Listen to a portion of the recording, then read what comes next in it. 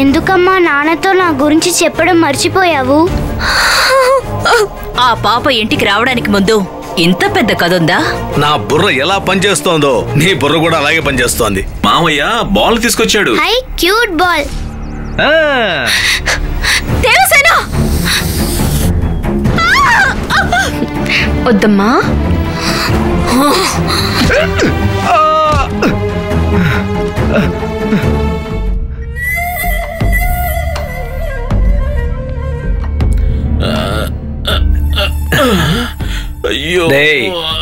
Plan miss అయిందని feel అవ్వకురా. పాప తనంతట తనే వెళ్ళిపోయేలా నేను ప్లాన్ చేస్తున్నాను రా. ఏంట్రా ఏం మాట్లాడలేదు? ఏంట్రా మొహంతా వాచిపోయినట్టుంది. ఏమైందిరా? ఎవరైనా కొట్టారా? ఎవరు కొట్టారా? ఊయలు కొట్టింది నాన్న. అటుపక్కకు నువ్వెందుకు వెళ్ళావురా? నేనెక్కడికి వెళ్ళాను నాన్న? ఆ నీళ్ల పైపే నన్ను తీసుకెళ్ళింది. ఏంటి? నీళ్ల పైపు తీసుకెళ్ళిందా? ఏరా చెప్పేవాడికి వినేవాడు లోకు అన్నట్టు నాకే కథలు చెబుతున్నావా?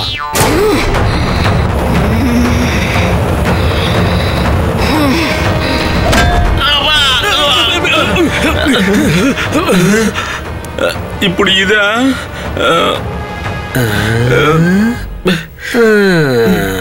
ఏంట్రా ఇప్పుడేంటి? గడియారం గంట తనకు తానే వచ్చి కొట్టిందా? అవును అవునని చెప్తే మాత్రం నువ్వు నమ్ముతావా ఏంటి? ఇలా చూడు, ఒక ముఖ్యమైన పనుంది, వెంటనే రా. అవ్వా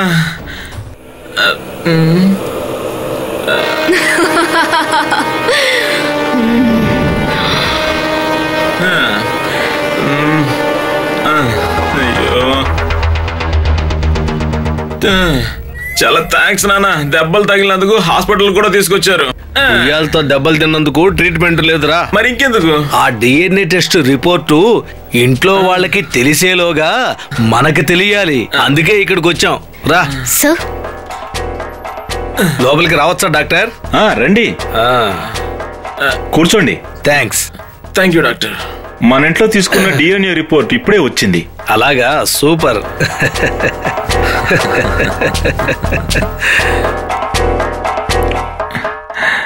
దేవసేన అరుణ్ కన్న కూతురే.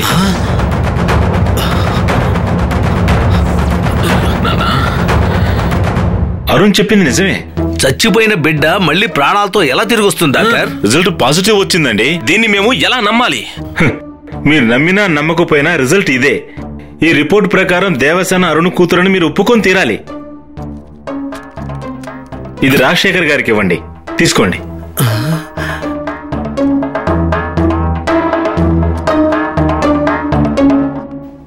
డాక్టర్, ఈ DNA టెస్ట్ నిజమైతే మీ హాస్పిటల్ మూసేసి సీల్ వేయాల్సిందే. ఏంటి మీరనేది? జానకి మీ ఆసుపత్రిలోనే ప్రసవించింది. ప్రసవంలో తల్లి బిడ్డ చనిపోయారని మీ రిపోర్ట్లో ఉంది. ఇప్పుడు దేవసేన అరుణ్ కూతురు అని చెప్తే అప్పుడు ప్రసవంలో చనిపోయింది అరుణ్ కూతురు కాదు అంటే మీరు బిడ్డని మార్చేశారు. అలా ఏం కాదు, అలాంటి తప్పు ఇక్కడ జరగదు. తప్పు జరగలేదంటే DNA రిపోర్టు నెగటివ్ గా రావాలి కదా. అలా జరగలేదుగా, అంటే మీ హాస్పిటల్లో తప్పు జరిగింది కన్ఫర్మ్ అయింది, అవునా? అలా ఏం జరగలేదు. మీరు అనవసరంగా కన్ఫ్యూజ్ చేస్తున్నారు. నేను కన్ఫ్యూజ్ చేస్తున్నానా? పోయిన వారం ఇలాగే గవర్నమెంట్ హాస్పిటల్లో బిడ్డ మారి చాలా గందరగోళం అయింది. డబ్బు కోసం ఆశపడి బిడ్డను మార్చిన వార్డు బాయి మా పార్టీ వాడు. ఇలాంటి సమస్య వచ్చింది కదా అని నేనేం చేశానంటే స్ట్రైట్ గా మినిస్టర్ని చూద్దామని మినిస్టర్ దగ్గరికి వెళ్ళి నిలబడ్డాను. మినిస్టర్ ఎవరు? నాకు తోడబుట్టని అన్నలాంటి వాడు. ఆయన సమస్య అంతా విని, ధర్మ, ఈ సమస్యకి నేను ఎలాంటి పరిష్కారం చెప్పలేనని చెప్పి చేతులు తీశారు. రాజకీయాల్లో ఆటుపోట్లు తట్టుకొని ప్రభుత్వ యంత్రాంగంలో అందరూ అధికారులు తెలిసిన నాకే ఈ సమస్యని ఎలా పరిష్కరించాలో తెలియలేదు. మీరెలా పరిష్కరిస్తారో చెప్పండి. ఈ ప్రాబ్లంని మీరు ఏమీ సాల్వ్ చేయలేరు. ఈ విషయం గాని బయటికి తెలిస్తే ఇలాగ ఇంకా ఎంతమంది బిడ్డల్ని మార్చారో అని మహిళా సంఘాలన్నీ కలిసి మీ పరువు తీస్తాయి. హాస్పిటల్ ముందు ధర్నాలు జరుగుతాయి, నిరాహార దీక్షలు చేస్తామంటూ బెదిరిస్తారు. అప్పుడు నీ వైద్య వృత్తికి ముప్పు వాటిల్లుతుంది. జాగ్రత్త.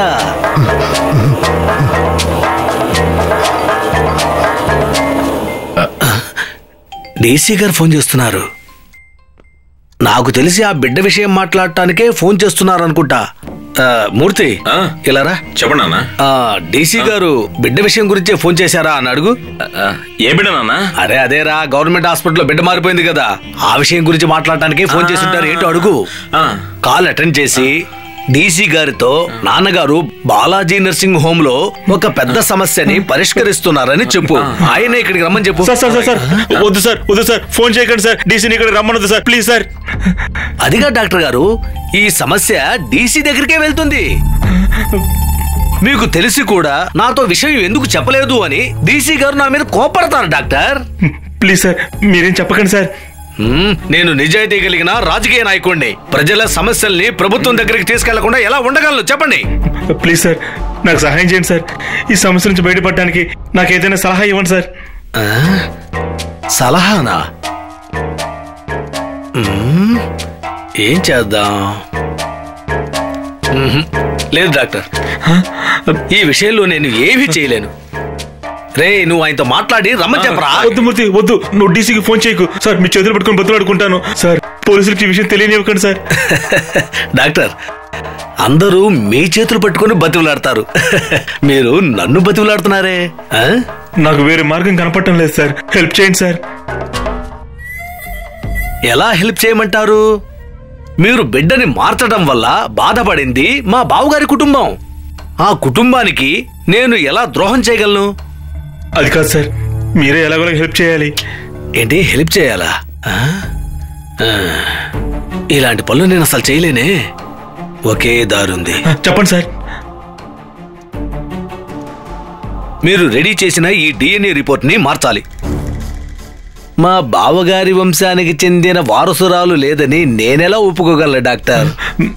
సార్, మీరు తలుచుకుంటే చేయగలరు సార్. ఎలాగైనా హెల్ప్ చేయండి సార్. మిమ్మల్ని చూస్తుంటే నాకు జాలేస్తోంది. సరే, మీకోసము, మీ హాస్పిటల్లో పనిచేసే వాళ్ల కోసము నేను ఈ రిపోర్టు మార్చడానికి ఒప్పుకున్నానే అనుకోండి. దానివల్ల నాకేంటి లాభం? ఏదైనా లాభం ఉంటేనే కదా రిస్క్ చేయగలం. ఒక్క నిమిషం.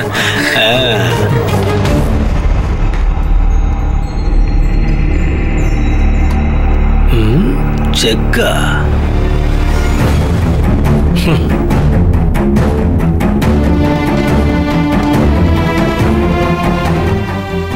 ఇందులో 2 lakhs రాశాను. 2నా? చాలదే. అవసరమైతే మళ్ళీ తీసుకుంటాను. ముందు మీరు రిపోర్ట్ మార్చివ్వండి.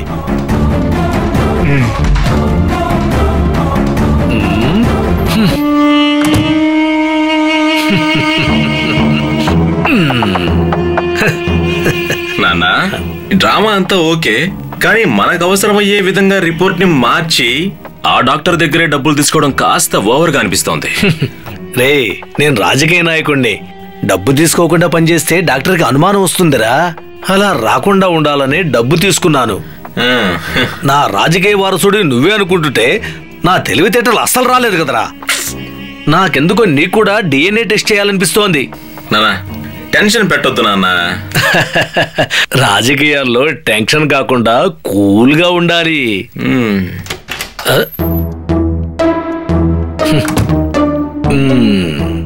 మీరు చెప్పినట్టే రిపోర్ట్ మార్చాను సార్. ఎట్టి పరిస్థితుల్లోనూ ఈ విషయం బయటపడనివ్వకండి ప్లీజ్. డాక్టర్, రాజకీయ నాయకుడికి వాగ్దానం చాలా ముఖ్యం. వాగ్దానం చేశాడంటే ఈ ధర్మరాజు మాట తప్పడు. భయపడకండి. వెళదాం రారా. Okay doctor.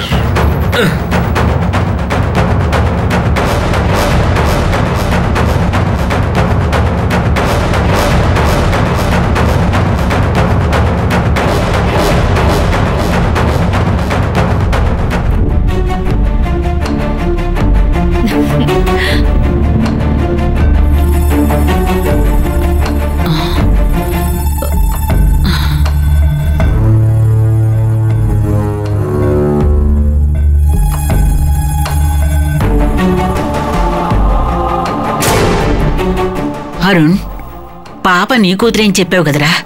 రిపోర్టు నెగిటివ్గా వచ్చింది. ఏంటి అల్లుడు గారు, రిపోర్టు నెగటివ్ గా వచ్చింది కదా, ఇంకా ఈ పాపని ఇంట్లో ఉంచారెందుకు? వెంటనే తీసుకెళ్లి వదిలేసి రండి. ఏమండి, పాప ఎక్కడికి వెళ్ళదు, తను నాతోనే ఉంటుంది. అదేలా అల్లుడు, ఎవరు కూతురునో ఇంట్లో ఎలా ఉంచుకుంటావు? తను నా కూతురే. అరుణ్, అదే డిఎన్ఏ రిపోర్ట్ లో నెగటివ్ అని వచ్చింది కదా, అయినా నువ్వు నీ కూతురని ఎలా అంటున్నావు? అదే పాపను పెంచిన వాడే జరిగిందంతా చెప్పాడు కదా. ఎవరిని అంటున్నావు అల్లుడు? అప్పన్న సామానేవాడు.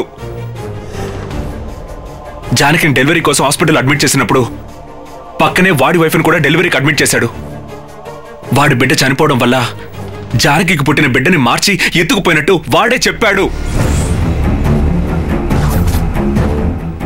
దేవసేన, నీ నాన్న నేను కాదమ్మా, సారీ, నీ నిజమైన నాన్న. నాన్న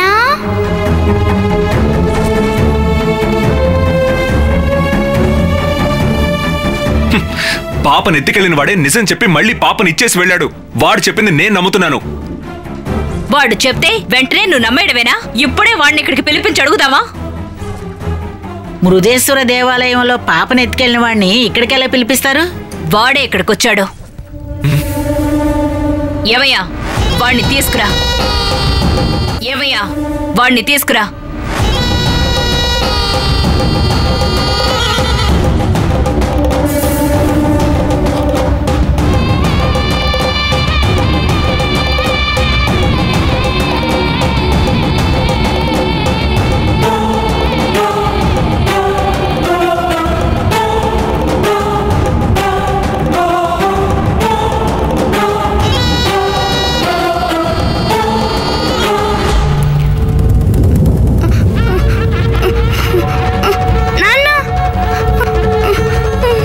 నువ్వు చెప్పిందే నిజమని మా అల్లుడు నమ్ముతున్నాడు. అసలు నిజమేమిటో చెప్పు.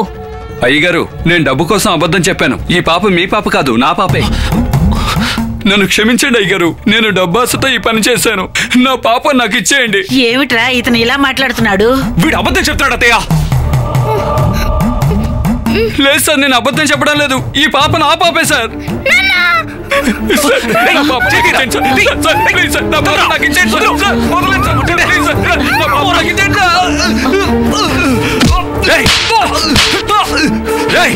తను నా కూతురని నువ్వే చెప్పావు కదా, ఇప్పుడు ఎందుకు మాట మారుస్తున్నావు? ఆ రోజు నేను తాగున్నాను, మొత్తంలో ఏదో మాట్లాడాను. ఇప్పుడు నేను బానే ఉన్నాను. ఇప్పుడు చెప్తున్నాను, ఆ పాప మీ పాప కాదు, నా పాప.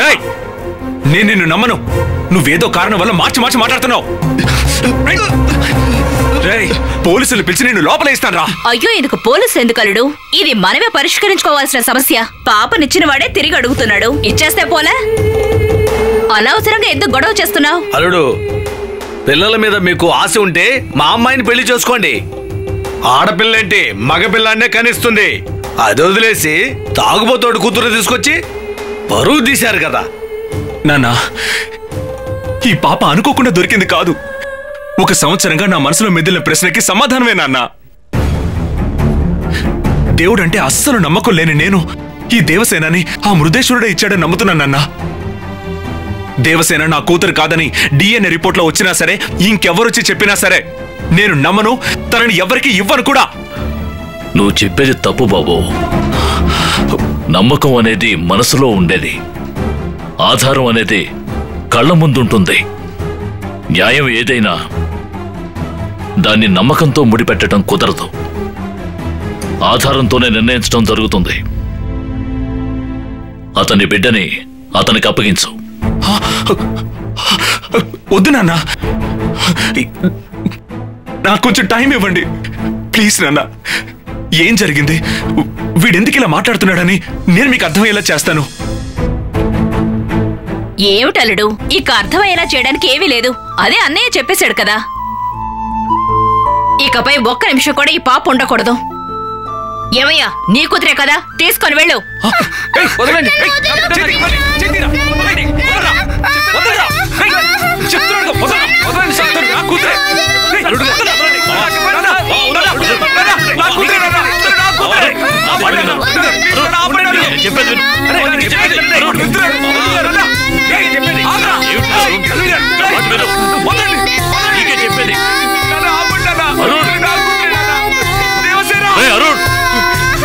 అరుణ్, అరుణ్, అరుణ్,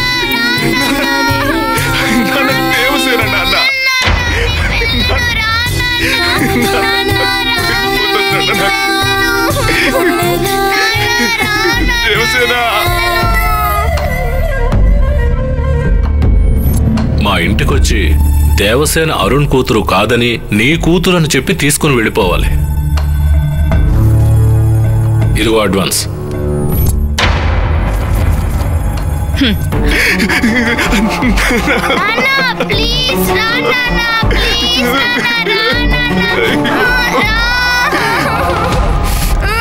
ఆగు.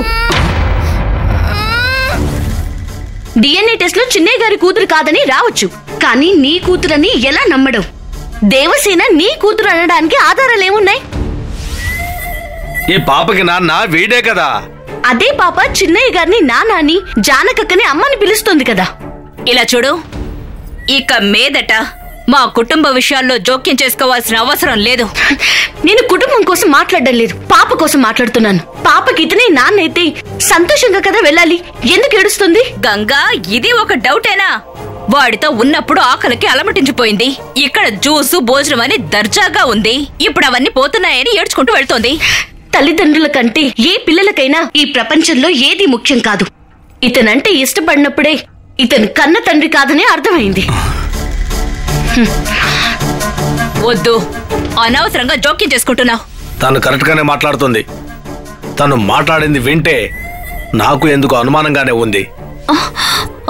ఎవరిని అనుమానిస్తున్నారు?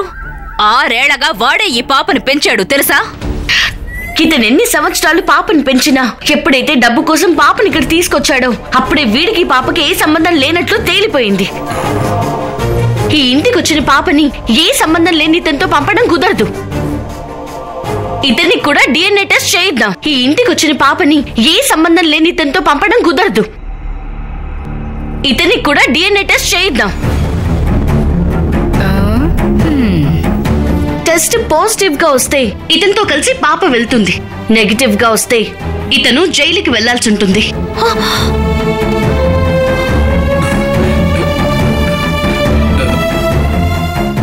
నువ్వేం మాట్లాడుతున్నావు? తను అరుణ్ కూతురు కాదండంతోనే పేడ విరగడైపోయింది. వాడికి డిఎన్ఏ టెస్ట్ చేయించాల్సిన అవసరం లేదు. అలా అవసరం లేదని ఎలా చెప్తున్నారు? ఇతను చిన్నయ్య గారిని గుళ్ళో చూసి పారిపోయాడు. పాప కిడ్నీ అమ్మడానికి కూడా సిద్ధపడ్డాడు. ఇతను నమ్మి పాపను పంపితే పాప క్షేమంగా ఉంటుందని గ్యారెంటీ ఏంటి? గంగ చెప్పింది కరెక్టే. మన ఇంటికి వచ్చిన పాప సంరక్షణ గురించి మనం ఆలోచించి తీరాలి. అంతకంటే ముందు ఇంకొక విషయం తెలుసుకోవాలి. పాపని ఇష్టపడి మనస్ఫూర్తిగా నాకిచ్చిన వీడు ఇప్పుడు ఇలా మాట్లాడుతున్నాడంటే మధ్యలో ఏదో జరిగింది.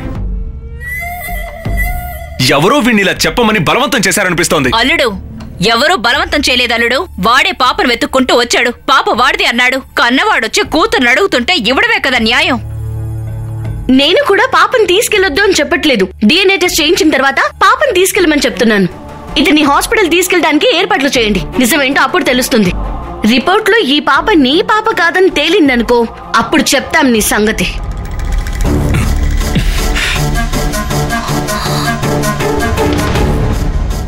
నేను నిజం చెప్పేస్తానమ్మా. ఈ పాప నేను పెంచిన పాపే, నాకు పుట్టింది కాదండి.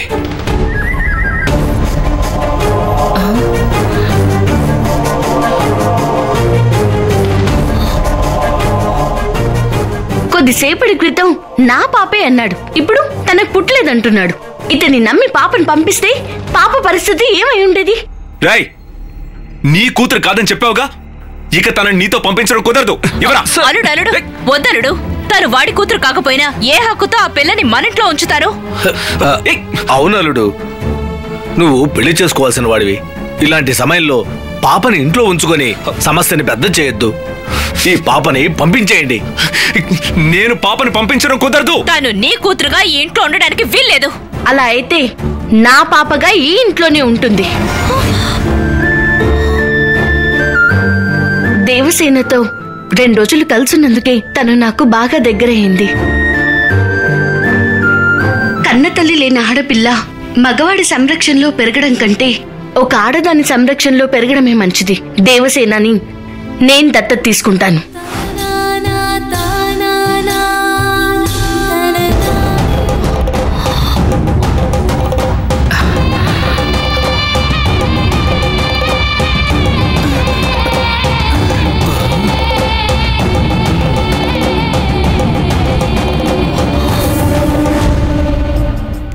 ఏ పిచ్చిదానిలా మాట్లాడుతున్నావు. ఆలోచించే ఈ నిర్ణయం తీసుకున్నావా? నేను ఆలోచించి నిర్ణయం తీసుకున్నాను. దేవసేనని నేను దత్తత తీసుకుంటాను. అయ్యో, ఏమయ్యా మాధవయ్య, ఏమిటయ్యా ఇది? పెళ్లి కావాల్సిన పిల్ల ఓ పాపని దత్తత చేసుకుంటారు అంటుంది. అది చూస్తూ నువ్వు ఊరుకున్నావు. భవిష్యత్తులో తనకి పెళ్లి జరగనక్కర్లేదా? చెప్పవయ్యా తనకి. నాకు పెళ్లి కాకపోయినా పర్వాలేదు. ఇలాంటి పాప కోసం నేను కన్యగానే ఉంటాను. ఇక నుంచి ఈ దేవసేన నా కూతురు.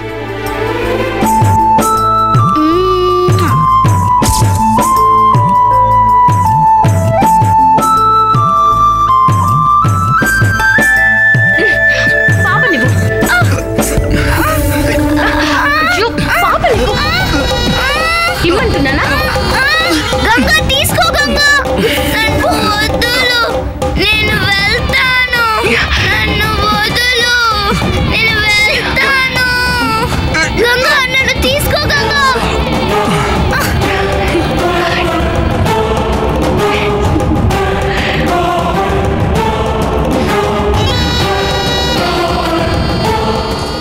ఏయ్, పాపనిచ్చేసావుగా, బయటికి పోరా. బయటికి పోరా.